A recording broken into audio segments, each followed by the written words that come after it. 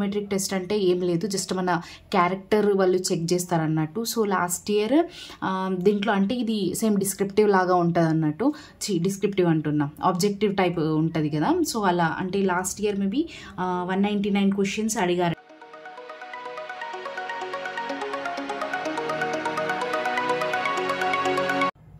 Hi friends, welcome to my YouTube channel Banking Aspirant Telugu.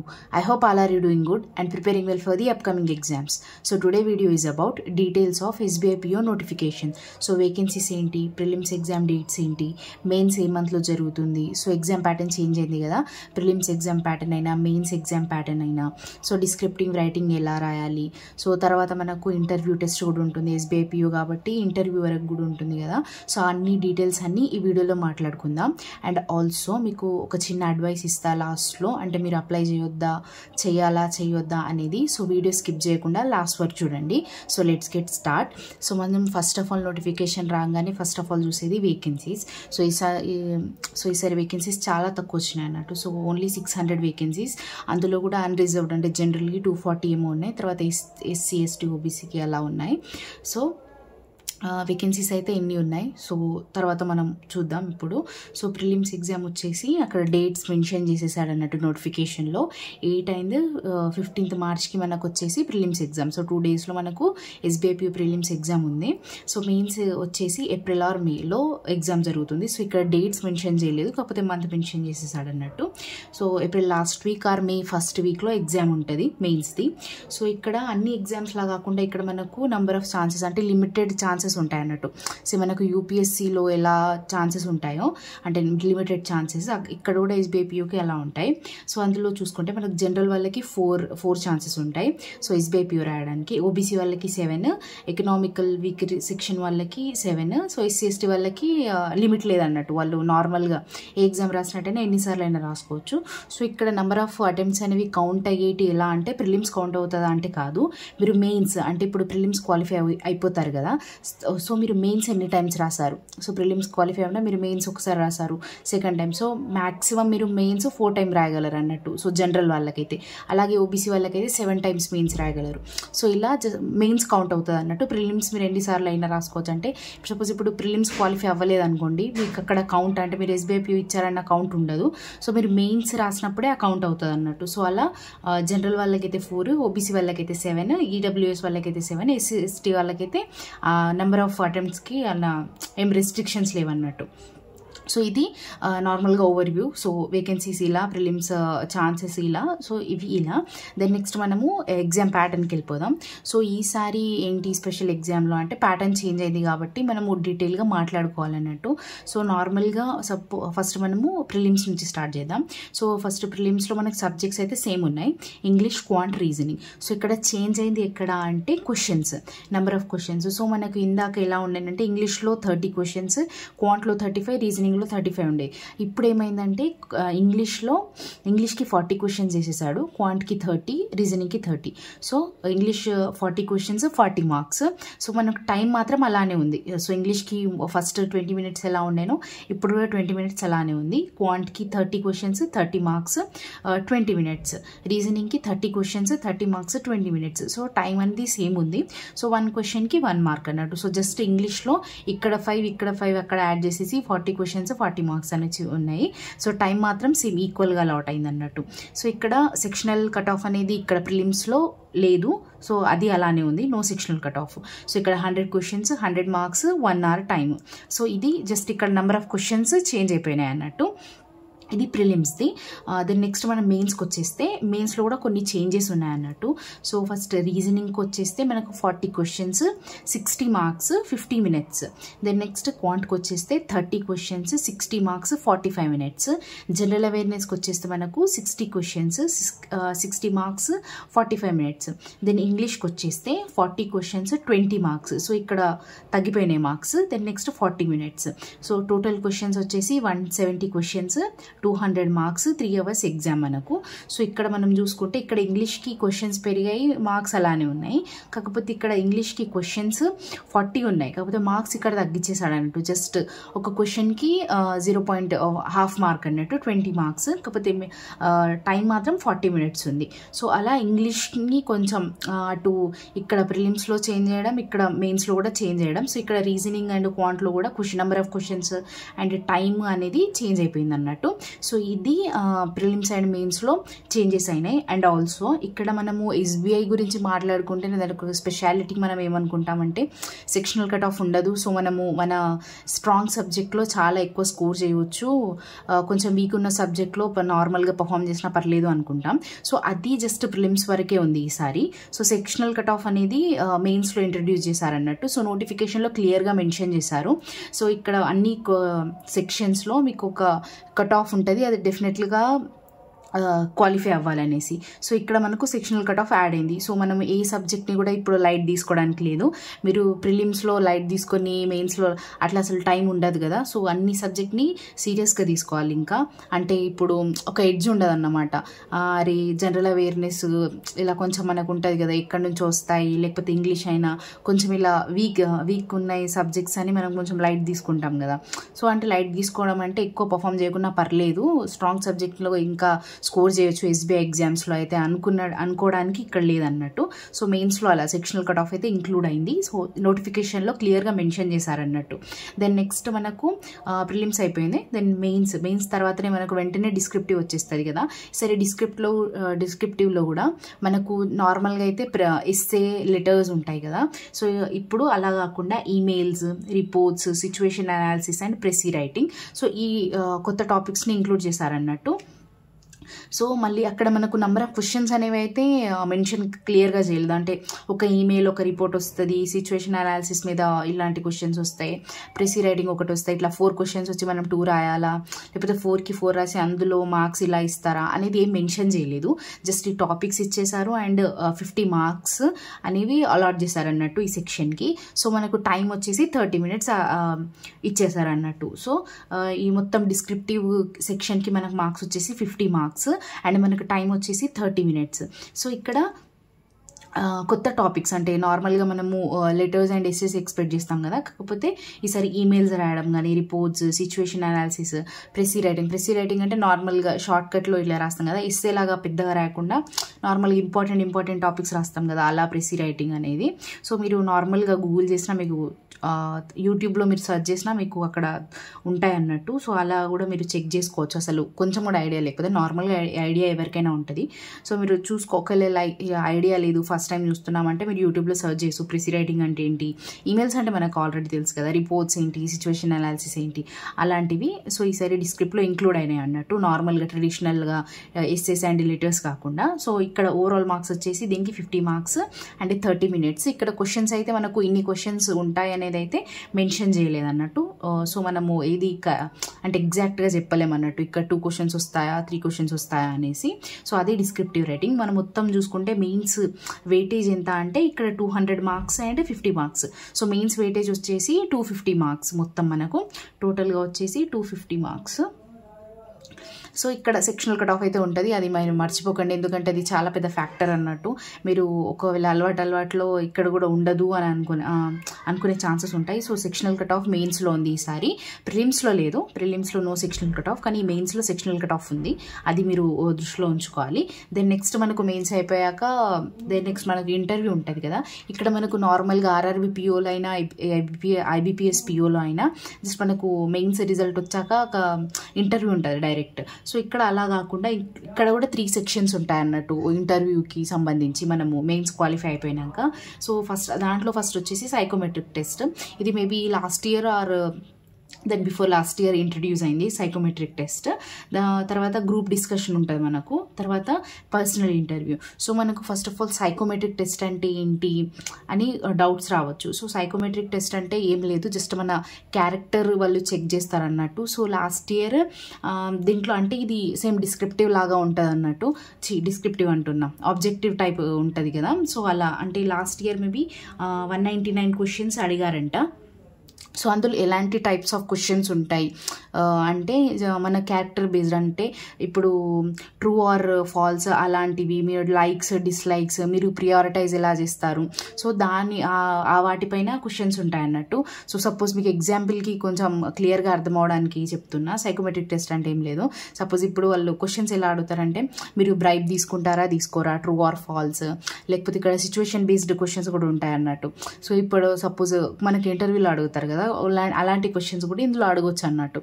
So suppose ఇప్పుడు మీరు relatives ఉన్నారు, వాళ్ళ document సరిగ్గా లేదు, అయినా మీరు లోన్ శాంక్షన్ చేస్తారా చెయ్యరా, ఇలాంటి క్వశ్చన్స్ అన్నట్టు.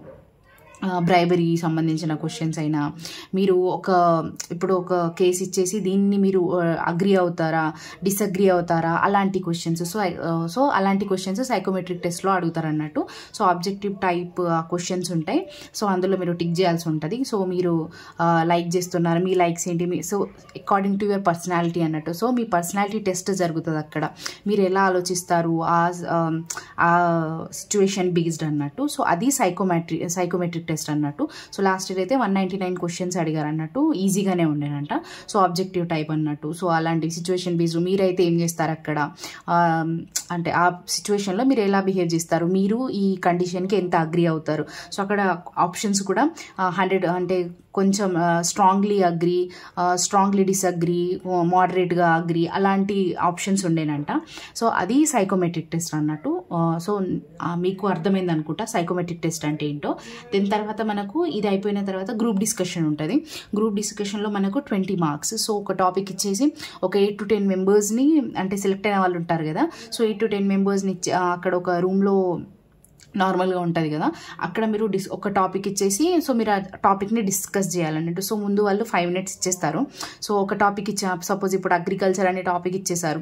సో ఇండస్ట్రియలైజేషన్ ఇంపార్టెంటా అగ్రికల్చర్ ఇంపార్టెంటా అని ఇలా ఇచ్చేసారనుకోండి, మీరు ఇండియాకి ఏది ఎక్కువ అవసరం, అగ్రికల్చర్ అవసరమా లేకపోతే ఇండస్ట్రియలైజేషన్ అవసరమా, మీ వ్యూ పాయింట్ ఏంటి అంటారు కదా అని క్వశ్చన్ ఇచ్చారనుకోండి, అక్కడ మీరు ఒక పేపర్ ఇచ్చేస్తారు. మీకు 5 minutes మీరు ఏదైనా పాయింట్స్ రాసుకున్నా, మీ వ్యూస్ రాసుకున్నా అది ఇచ్చేస్తారు అన్నట్టు. దానిపైన మీరు డిస్కస్ చేయాలన్నట్టు. సో ఆ 8 members ఉంటారు కదా, వాళ్ళు ఒక్కొక్క పాయింట్ పుట్ చేస్తారు అన్నట్టు. సో అలానే మీరు కూడా చేయాలన్నట్టు. సో అది గ్రూప్ డిస్కషన్, దానికి మనకు 20 మార్క్స్ ఉంటాయి. సో ఇదంతా అయిపోయిన తర్వాత నార్మల్గా పర్సనల్ ఇంటర్వ్యూ. సో మనకు ఆర్ఆర్బీ పిఓ ఐబీపీఎస్ పిఓలో ఇంటర్వ్యూ ఎలా జరుగుతుంది, సో అలా ఇంటర్వ్యూ జరుగుతుంది అన్నట్టు. ఆ ఇంటర్వ్యూకి 30 మార్క్స్. మనకు టోటల్గా ఇంటర్వ్యూ ప్రాసెస్కి మొత్తానికి 50 మార్క్స్. సో ఇందులో 3 phases ఉంటాయి. మీకు ముందే చెప్పాను కదా, 3 phases first psychometric test, group discussion and personal interview. Psychometric టెస్ట్కి ఎలాంటి మార్క్స్ ఉండవు, just group discussion and personal ఇంటర్వ్యూకి, గ్రూప్ డిస్కషన్కి 20 మార్క్స్ అండ్ పర్సనల్ ఇంటర్వ్యూకి 30 మార్క్స్, టోటల్గా 50 మార్క్స్.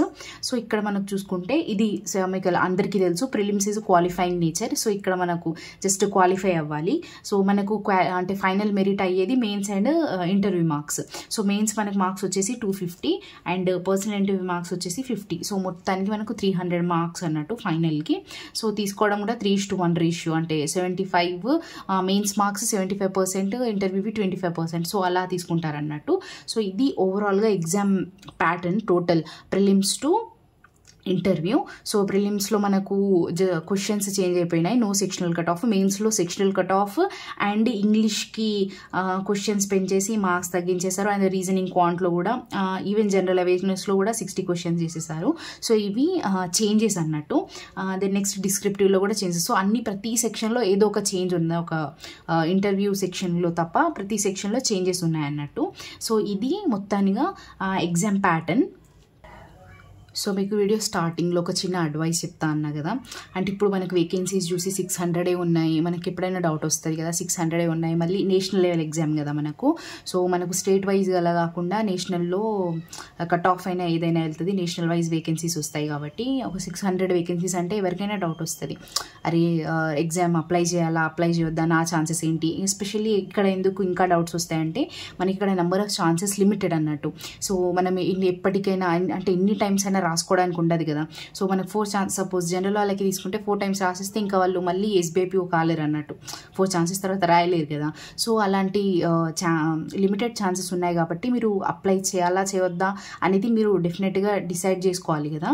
సో ఇప్పుడు మీకు నా తరపున నుంచి సజెషన్ ఏంటంటే మీరు అప్లై చేయాలా చేయవద్దా దానిపైన చెప్తున్నా. సో మీరు ఫస్ట్ ఆఫ్ ఆల్ ఇప్పుడే గ్రాడ్యుయేషన్ అయిపోయింది, బీటెక్ అయిపోయింది, మీరు ఏదైనా స్ట్రీమ్ నుంచి చేస్తున్నారనుకోండి, జస్ట్ ఇప్పుడే అయిపోయింది, మీరు బ్యాంకింగ్ ప్రిపరేషన్లో అసలు ఏమీ తెలియదు, ఇప్పుడే జస్ట్ కొత్తగా చేయాలని అనుకుంటున్నాం, డిసైడ్ అవుతున్నాం అంటే మేబీ మీరు అప్లై చేయకపోవడం బెటర్. అంటే మీరు ఒకవేళ జస్ట్ ఎగ్జామ్ ఎక్స్పీరియన్స్ కోసం చేయొచ్చు, కానీ ఫైనల్ వరకు నాకు వచ్చేస్తుంది అనేది అయితే కొంచెం డౌట్. ఎందుకంటే ఎగ్జామ్ లెవెల్ చాలా డిఫికల్ట్గా ఉంటుంది. మీరు కావాలంటే ప్రీవియస్ ఇయర్ పేపర్ని మీరు ఒకసారి అటెంప్ట్ చేసి చూడండి.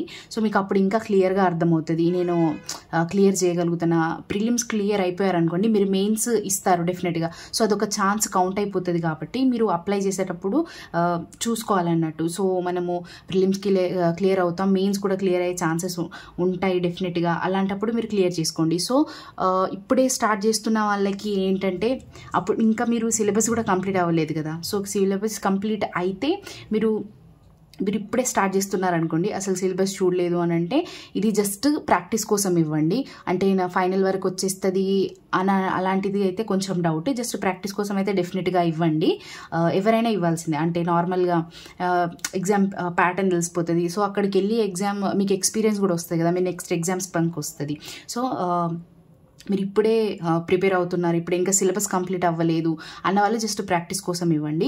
సో వేరే వాళ్ళు అంటే మిగతా వాళ్ళు ఉంటారు కదా, అంటే సిలబస్ కంప్లీట్ అయిపోయింది, మొత్తం కంప్లీట్ అయిపోయింది, ప్రిలిమ్స్ కంప్లీట్ అయిపోయింది, మెయిన్స్ కంప్లీట్ అయిపోయింది అన్న వాళ్ళు డెఫినెట్గా ఇవ్వండి. మీరు ఇక్కడ వేకెన్సీస్ అనేది చూడకండి, మీరు డెఫినెట్గా ప్రాక్టీస్ బాగా చేస్తే మంచిగా షెడ్యూల్ మంచిగా అంటే స్టడీ ప్లాన్ అనేది ఏ సబ్జెక్ట్కి ఎంత టైం ఇవ్వాలి. సో ఈసారి ఇంగ్లీష్ కొంచెం ప్రిలిమ్స్లో ఎక్కువ ఇంపార్టెన్స్ అండ్ మెయిన్స్లో తక్కువ ఇంపార్టెన్స్ అని కాదు కానీ మార్క్స్ వైజ్ అలా కొంచెం ఉంటుంది కదా మనకి. ఇక్కడ మార్క్స్ 20 ఉన్నాయి, ఇక్కడ 40 ఉన్నాయి. ప్రిలిమ్స్లో ఎలా ప్రిపేర్ అవ్వాలి, మెయిన్స్లో ఎలా ప్రిపేర్ అవ్వాలి, సో అలాంటి డైలమాస్ ఉంటాయి కదా. సో మీరు అకార్డింగ్ టు దాట్ ప్లాన్ చేసుకోవాలన్నట్టు. నార్మల్గా ఏదో ప్రాక్టీస్ చేస్తుంటే వెళ్దామంటే అలా కుదరదు కదా. సో మీకు ప్రాబ్లం అవుతుంది అన్నట్టు ఎగ్జామ్ టైంలో. సో మీరు ప్రాపర్గా ప్లాన్ చేసుకోవాలి. కాబట్టి మీరు సిలబస్ కంప్లీట్ అయిపోతే మీరు డెఫినెట్గా క్రాక్ చేయగలరు. సో మీరు బాగా దానికోసం మంచిగా స్టడీని ప్లాన్ చేసుకోండి. సేమ్ నెక్స్ట్ ఆల్రెడీ 2-3 ఇయర్స్ నుంచి ప్రిపేర్ అవుతున్న వాళ్ళ కోసం అయితే డౌటే లేదు. మీరు డెఫినెట్గా అప్లై చేయండి అండ్ మీరు మంచిగా ప్రాక్టీస్ చేయండి. సో నా అడ్వైజ్ ఏంటంటే మీరు ఫస్ట్ ఆఫ్ ఆల్ ఇప్పుడే బ్యాంకింగ్ ప్రిపరేషన్ స్టార్ట్ చేస్తున్నారంటే మీరు జస్ట్ ప్రాక్టీస్ కోసం ఇవ్వండి. మిగతా వాళ్ళని అంటే ఎక్సెప్ట్ వాళ్ళు అందరూ బాగా సీరియస్గా ప్రిపేర్ అవ్వండి. ఇక్కడ వేకెన్సీస్ చూడకండి. డెఫినెట్గా మీరు బాగా ప్రాక్టీస్ చేస్తే డెఫినెట్గా మీరు క్లియర్ కూడా చేయగలరు. సో అది నా అడ్వైస్. మీరు ఎలాగైనా అంటే ప్రాక్టీస్ కోసం ఇస్తారా, దేనికోసం ఇస్తారా, మీరు డెఫినెట్గానైతే అప్లై అయితే చేయండి. సో ఇక్కడ ఇంపార్టెంట్ పాయింట్ ఏంటంటే ఇంకా సో ఇక్కడ మనకు మెయిన్స్లో ఎంతమందిని సెలెక్ట్ చేస్తారు అనే డౌట్ కూడా వస్తుంది కదా. సో ప్రిలిమ్స్లో ఎంతమంది క్వాలిఫై అవుతారు అనేది. సో అక్కడ మీ నోటిఫికేషన్లో క్లియర్ కట్గా ఇచ్చేసాను అన్నట్టు. సో మెయిన్స్లో మేము 10 times ఆఫ్ ది వేకెన్సీస్ సెలెక్ట్ చేస్తామన్నాయి. సో 600 × 10 అంటే 6000 పీపుల్ అంటే స్టూడెంట్స్ అంటే ప్రిలిమ్స్లో క్వాలిఫై అవుతారు అన్నట్టు. సో వాళ్ళు మెయిన్స్ ఇస్తారన్నట్టు. 6000 పీపుల్ అనేవాళ్ళు మెయిన్స్కి అంటే అదే ప్రిలిమ్స్ క్వాలిఫై అవుతారు, మెయిన్స్ రాస్తారు అన్నట్టు 6000. సో అందులో కూడా సో ఈ 6000 మెయిన్స్లో కూర్చుంటారు కదా. సో ఆ మెయిన్స్లో అందులో నుంచి మళ్ళీ ఇంటర్వ్యూకి ఎంతమంది సెలెక్ట్ అవుతారంటే 1800 మెంబర్స్ ఇంటర్వ్యూకి వెళ్తారన్నట్టు. సో ఈ 1800లో నుంచి 600 మెంబర్స్ లాస్ట్లో ఫైనల్ లిస్ట్లో అంటే SBIPO అవుతారన్నట్టు. సో మీరు చూసుకోవచ్చు. సో 600 వేకెన్సీస్ ఉంటే 600 సెలెక్ట్ అవుతారనుకోండి. సో 1800 వరకు ఇంటర్వ్యూ వరకు వెళ్తారన్నట్టు. సో ఇక్కడ మీకు కాంపిటీషన్ అనేది ఎక్కడ ఎక్కువ ఉంటుందంటే ప్రిలిమ్స్లో ఎక్కువ ఉంటుంది ఈసారి. ఎందుకంటే ఒక 1 lakh ఇలా అప్లై చేసినా అంటే అందులో నుంచి 6000 అంటే చాలా పెద్ద విషయం కదా మనం క్లియర్ చేయడం. సో ఇక్కడ ప్యాటర్న్ కూడా చేంజ్ అయిపోయింది కాబట్టి మీరు ప్రిలిమ్స్ పైన ఎక్కువ ఇప్పుడు మీరు స్టార్ట్ చేసి ఉంటే ప్రిపరేషన్. సో ఈసారి ప్రిలిమ్స్ని క్లియర్ చేయడం ఎక్కువ ఛాలెంజింగ్గా ఉంటుంది అన్నట్టు. సో మెయిన్స్లో ఎలాగూ 6000 నుంచి 1800 అంటే అది క్లియర్ చేయవచ్చు. మీరు ఆల్రెడీ మెయిన్స్ క్లియర్ చేశారనుకోండి, మీకు మెయిన్స్ క్లియర్ చేయడం కూడా అంత పెద్ద కష్టంగా ఉండదు ఈసారి. సో మీరు ప్రిలిమ్స్ పైన ఎక్కువ ఫోకస్ అంటే మెయిన్స్ మొత్తానికి వదిలేస్తారా అంటే కాదు, మీరు మెయిన్స్ క్వాలిఫై అవ్వకనే కదా ఇంటర్వ్యూకి వెళ్తారు, అలా అని అనట్లేదు. సో ప్రిలిమ్స్లో ఎక్కువ ఫోకస్ అంటే ఈసారి ప్యాటర్న్ కూడా చేంజ్ అయింది కాబట్టి సో కొంచెం కష్టం అవుతుంది అన్నట్టు కంపారిటివ్ ప్రీవియస్ ఇయర్. సో ఈసారి కొంచెం ప్రిలిమ్స్ ఇవ్వడం సో ఎక్కువ కాంపిటీషన్ ఉందని అంటున్నా. సో ప్రిలిమ్స్లో సో మీరు రాసిన వాళ్ళలో 6,000 మెంబర్స్ క్వాలిఫై అవుతారు అన్నట్టు. సో అందులో నోటిఫికేషన్లో ఇచ్చేసారు. So 10 times of the vacancies అంటే అది 6,000 అవుతారు కదా. సో ప్రిలిమ్స్ రాసిన వాళ్ళు 6,000 మెంబర్స్ అనే వాళ్ళు మెయిన్స్కి కూర్చుంటారు. సో మీరు ప్రిలిమ్స్కి చాలా ఎక్కువ ఇంపార్టెన్స్ అంటే బాగా ప్రాక్టీస్ చేయాలన్నట్టు. సో ఇంగ్లీష్ అయినా, సో ఇంగ్లీష్ ఇక్కడ మనకు వచ్చిన వాళ్ళకి ఎక్కువ లీడ్ ఉంటుంది అన్నట్టు. సో అలా రీజనింగ్ క్వాంటిటీ కూడా అంత ఈజీగా ఇచ్చేసాడు కదా. సో అన్ని సబ్జెక్ట్స్కి ఈక్వల్ ప్రిఫరెన్స్ ఇవ్వాలన్నట్టు. సో అది సెలెక్షన్ ప్రాసెస్లో అంటే ఈసారి క్లియర్ కట్గా ఇచ్చేసాడు అన్నట్టు. ఇంతమందిని సెలెక్ట్ చేస్తాం అనేసి ఎవ్రీ ఇయర్ అలా ఇవ్వకపోతుండే. సో మెయిన్స్కి సో 10 times అని ఈసారి ఇచ్చేసాడు. సో 6,000 మెంబర్స్ అనే వాళ్ళు మెయిన్స్లో కూర్చుంటారు. సో 1,800 ఏమో ఇంటర్వ్యూకి పిలుస్తారు, అంటే మెయిన్స్లో క్వాలిఫై అవుతారు అన్నట్టు. సో వాళ్ళు 1,800 మెంబర్స్ ఇంటర్వ్యూ ఇస్తారన్నట్టు. సో ఇది మొత్తం SBI PO నోటిఫికేషన్.